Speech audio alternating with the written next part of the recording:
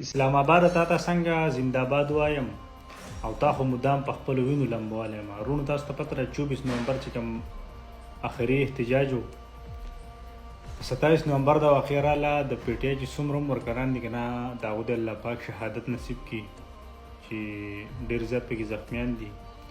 او دا تاسو کتی شئ دا پکې شهیدان شوي، نو الله پاک دې شهادت قبول کړي او الله پاک دې هغه دنیا ښایسته کړي. وروڼو که موږ سوچ وکړو په پاکستان کې چې څومره هم قرباني او سخته راځي که نه، په پښتون باندې راځي. زموږ په ملک کې اصل کې چې دی که نه، د 2013 نه په بره باندې چې دی نو دا امن و. امن ځکه و چې حکومت ته عمران خان و، په صوبه کې د عمران خان حکومت و.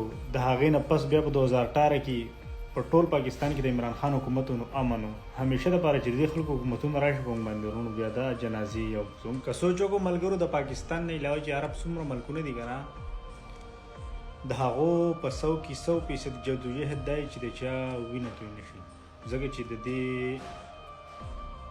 قوم چې کله وینه تویېږي نن د دې ذمهوار ریاست دی. توبه مې د خدای پاکه زموږ په پاکستان کې زموږ ریاست زموږ خپله وینه داسې تویوي لکه یو عام لښتی چې به وي. وروڼو بس ډېر زیات ظلم شوی دی او احتجاج چې دی هغه جاري دی او الله پاک دې خان صاحب رها کړی شي او چې انشاءالله رها شي که نه، نو د هرې وینې د قطرې قطرې بدل به انشاءالله اخلي د دغې حکومت نه. او د دې ټول ملک نه دی ذمهوار، د دې په دې موجوده حکومت کې صرف په مشرانو کې 3-4 کسان ذمهوار دي. او انشاءالله ډېر زر به چې عمران خان به راشي یو ځل بیا د خیره، او د دې به انشاءالله ډېر زر تر زره بدلوالي.